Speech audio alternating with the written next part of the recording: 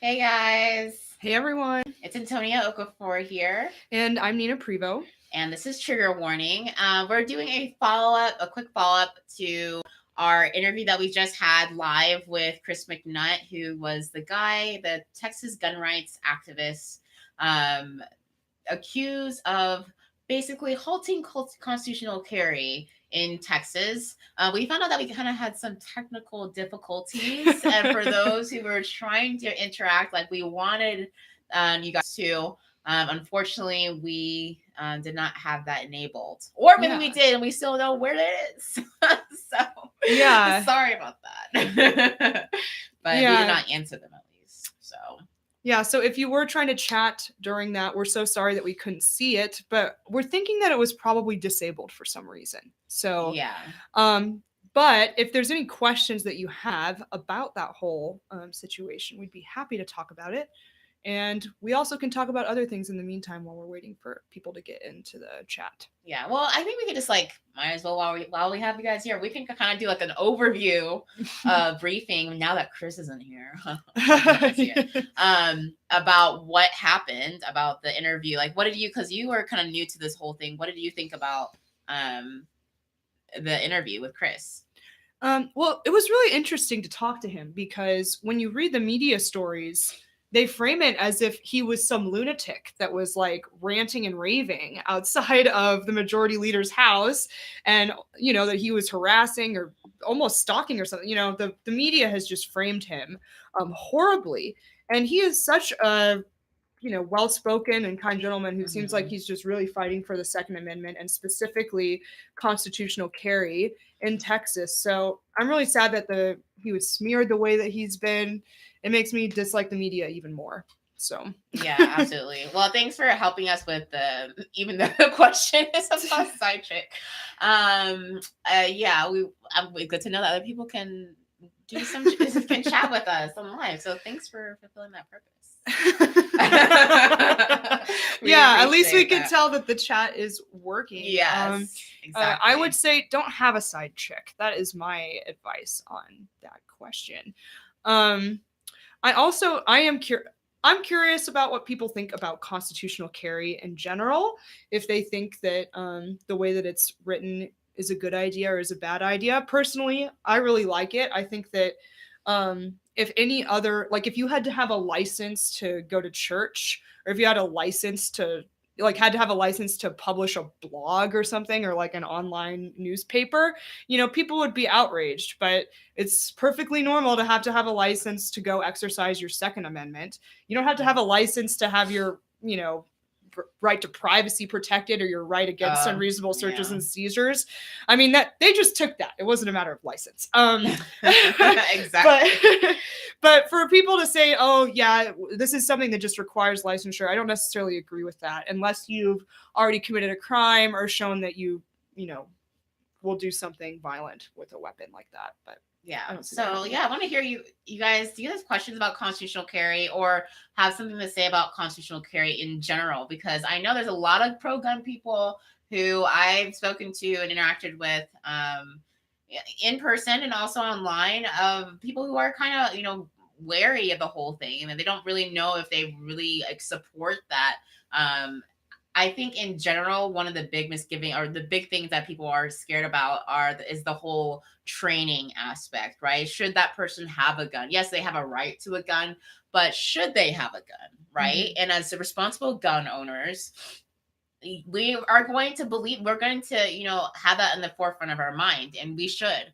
I think a part of it though too is that for me, I didn't really put both together in the fact that, okay, doesn't mean that in this, I know people are like, oh, so you're saying background checks are a good thing? I'm just saying, if someone has that mentality of, okay, background checks, right? I just feel like when you say background checks, a lot of people, even gun people, they start to, have this sigh of a little relief. So if that's how you feel, I'm not saying that to you, I'm like, that's how you feel, then you still have to go through a federal background check in order to buy the gun, in order to have the gun, period. I had to. So that doesn't change. Constitutional carry does not change that factor. And I remember when I started out doing all this stuff, I was just, a concealed carry on campus activist. And that's really what I focused on. The organization that I was with did not allow us to talk about any other type of, or have an opinion publicly about any other type of form of, method of carry. And so I didn't talk about that and I didn't have to. But as I've gotten older and I've left that organization, I've had my own organization, etc. I'm just a gunner in general. Well, yeah, there are people that are kind of fearful of it because they don't understand, just like a lot of other people are fearful of the gun rights movement in general because they don't understand. So, right. Yeah. And I think you make a good point because really the difference between what we have, I guess here in Colorado is kind of a good example where you can get your concealed carry permit. You don't really need that much training. You need to have one like class on gun safety. Oh, yeah. And then you just pay a fee of like $150 depending on which county you're in and fill out a questionnaire and then you get your license.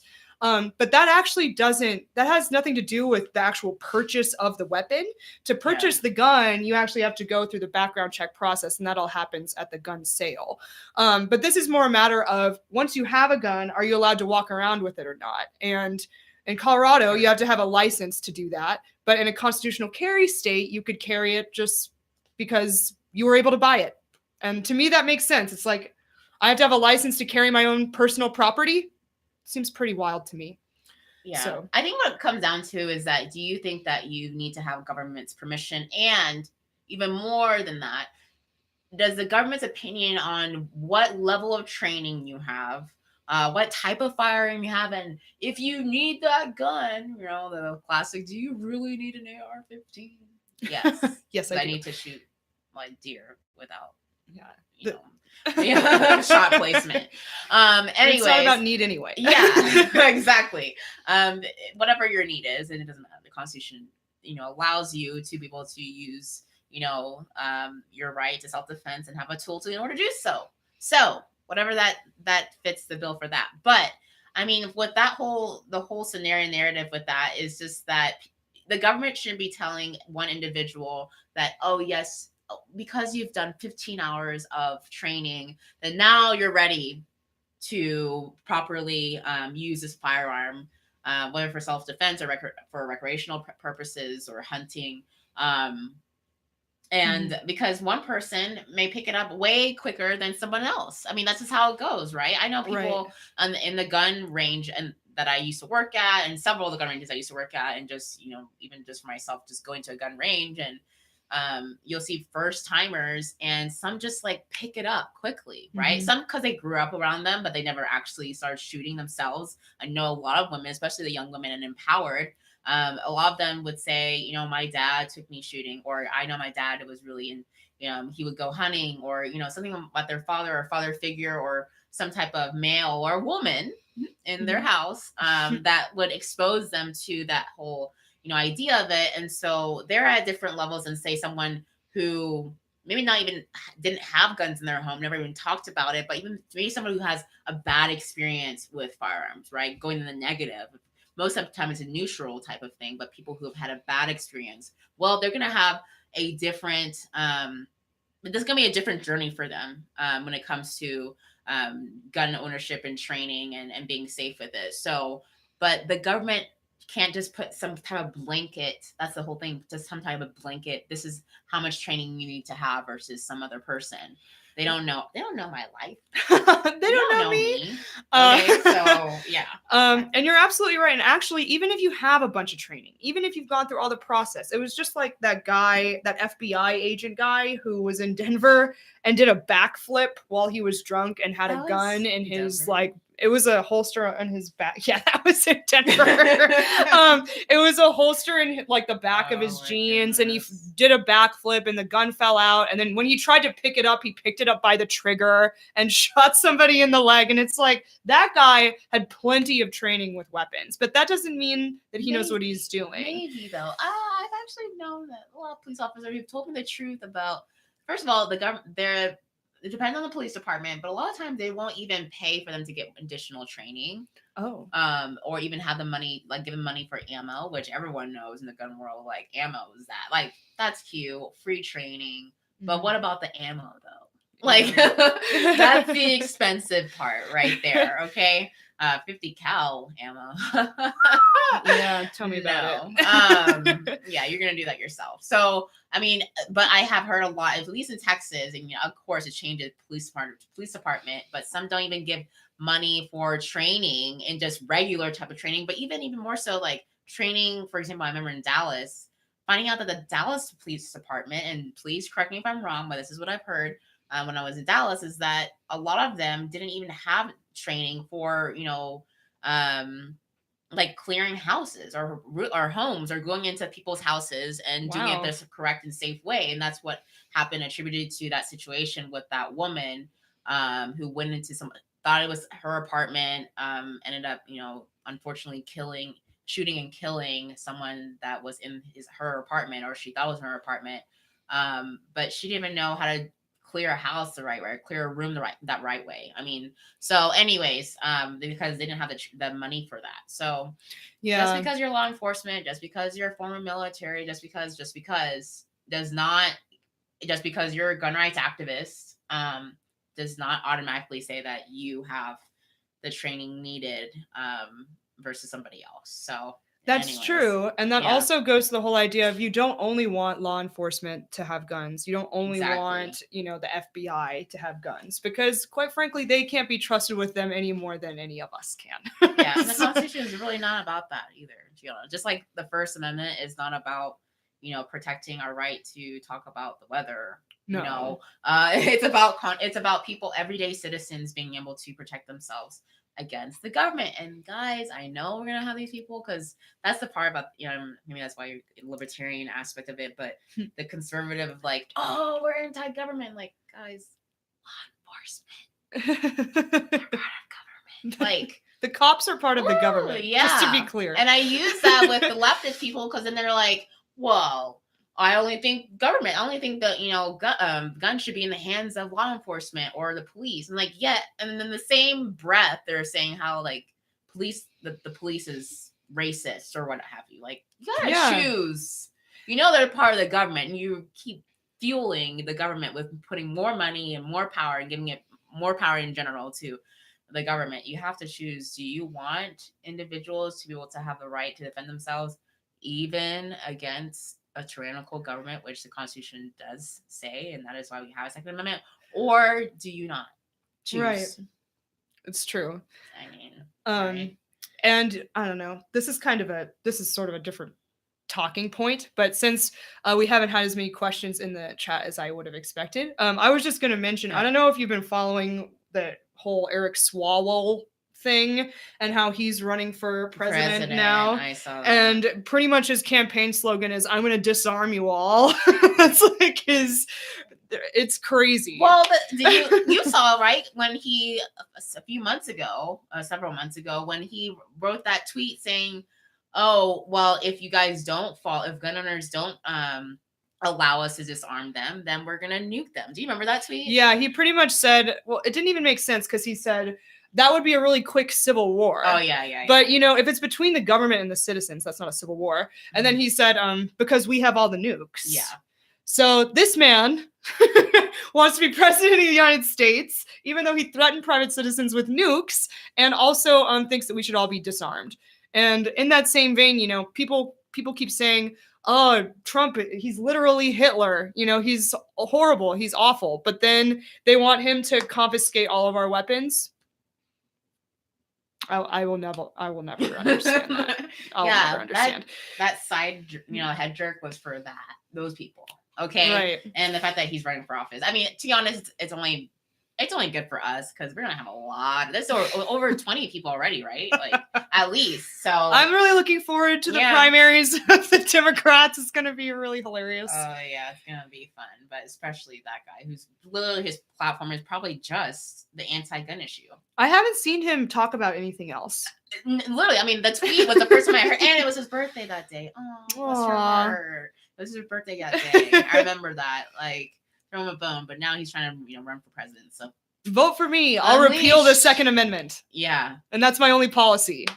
Great. That's Rep Swalwell's. The sad thing is that there are people who are behind that. I know. And that's why I tell people, like, guys, Their anti-gunners are not just, I mean, they're not, oh, we believe in Second Amendment, but no, don't listen to that rhetoric. They would be happy to do what New Zealand is, trying to do right now, and what Australia did. I mean, and not even just that, because those are buyback programs, right? Which, and at the end of the day, it was like 60% of people still had some kind of firearm. It didn't work at all, but that was their massive Australian gun ban, right? They would want that in a different scale here. I mean, of course, we were bigger, but also the power that we have because of the Second Amendment, because of that we are the leaders of the free world. That is what they want here. So don't be fooled to think that they care about the Second Amendment, but no.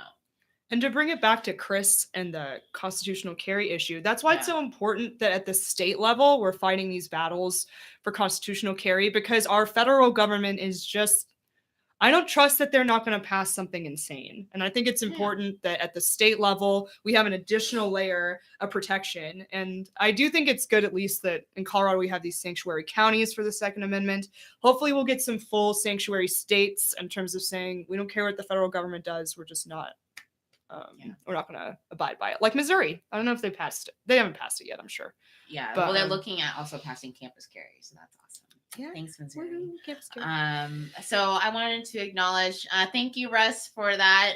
Thanks for, just commenting and saying something positive.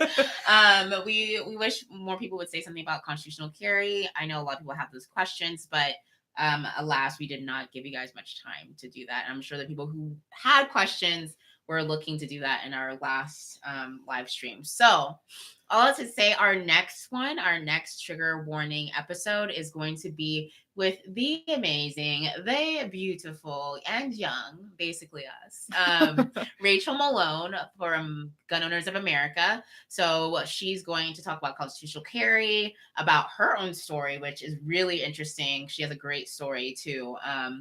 But remember, this is about Empowered, and Empowered is about showcasing young pro-gun women, young women who want to talk about,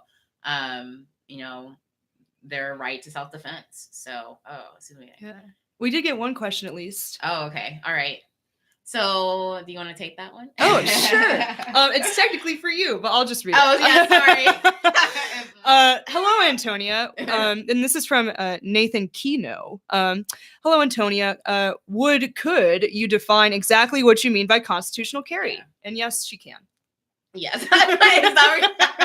Take it away, Antonia. I'll add on to it. Okay. Yeah. So basically, constitutional carry is so again, it does not change the fact that every gun owner, even if you had a permit like concealed carry or for open carry, what have you, you still have to go through the process of when you buy your firearm, you have to go to a place that has an FFL, or rather can conduct a federal background check. Go through the background check, pass that, and then you get your firearm. And then what it's saying at that process afterwards, you end there in the fact of having something that's doing with the government. So the government usually after that says, well, in order for you to have that, it depends on the state, right? But in order for you to actually carry that firearm outside of your home, or so in Texas, it's outside of your home or your vehicle. But yeah, in it's Colorado, the same in Colorado, you can have it in your vehicle. Oh, you can? Mm-hmm. I thought it was. Oh, but that has to be if you were staying in your vehicle. Well, you can have it in your vehicle, like if you're going to a shooting range or something. Like if you're going to another place where you're allowed to also have it, then it can be in your vehicle. Oh, okay. So for us in Texas, for example, it can be in your vehicle, doesn't matter where you're going, and it can be in your home. So it varies by state, but all I have to say is that. Anyway, go ahead. Well, so when you leave said vehicle or home, then you have to have a permit, right? So that's where in Texas permit allowed open carry, and then there's also concealed carry that most people understand. So constitutional carry is saying, no, you don't have to go through that permit process, because your permit, right? And I know it's going to be cliche, your permit is the Constitution. And so Texas was going to be the 16th state. Maybe other states will hold off on their liberty for a little bit and help us get to 16 so we can do that. But that's really where the difference lies, is that you're not going through a state mandated, you have to have these certain type of requirements in order to have your firearm on your person outside of your home or your vehicle. So that's what constitutional carry is. Right. So it's kind of like the difference between, I don't know, in places where you have to have a license to be a hairdresser. It's like there's some places where you could just open up shop and cut people's hair because you have the scissors and you have the shop and you can the hair dryer and whatever. But for in a lot of states, you actually have to go get licensed to do that. You have to be licensed to be a beautician and all that kind of stuff. So it's the same thing here. It's like you can buy the gun as long as you pass the background check. But if you want to carry it around, especially if you want to have it concealed, then, you have to have a license for that. And in my opinion, that's an infringement on the Second Amendment. Yeah. So, and also on I think it's the 13th Amendment in Colorado. That's the right to bear arms. Anyway, go ahead. And I used to be just like people who are kind of like apprehensive right now about it. Like I was like, constitutional carry. I mean, even though it's funny because in the name constitutional, I don't know if I consider that right. So I was just like a lot of you guys, I'm sure, who have had doubts about that. But I hope us talking about that clarifies some things. For me, it was, the fact that, okay, at least we're making sure that criminals we're not saying that the law, right, doesn't matter. The criminals don't care about the law anyways. But at least on the books, we're saying, no, some person who has a record, and should not be trusted with a firearm at this time, can't have access to them. Like that is going to be something that still is right on the books, because what's required to purchase the gun doesn't actually change. Exactly. It's the training behind it. And to be honest, the studies have shown. Remember, Texas would have been the 16th state if it wasn't tabled right by Speaker Bonin, not the activist, by the Texas House Speaker, Republican House Speaker. He did this. He also, for those who missed our last broadcast, the person who was in charge of the committee to push this through into the House, the floor doesn't even have a vote to be able to hear it. He put a Democrat, Democrat as the chairman for it. So it wasn't going to happen anyways. But I digress. I mean, in order for that to happen, for us to be the 16th state, it's showing that this is a movement that's been for a long, it's been working for a long time already. I use that same argument with campus carry. Again, Texas was the 8th state to implement campus carry.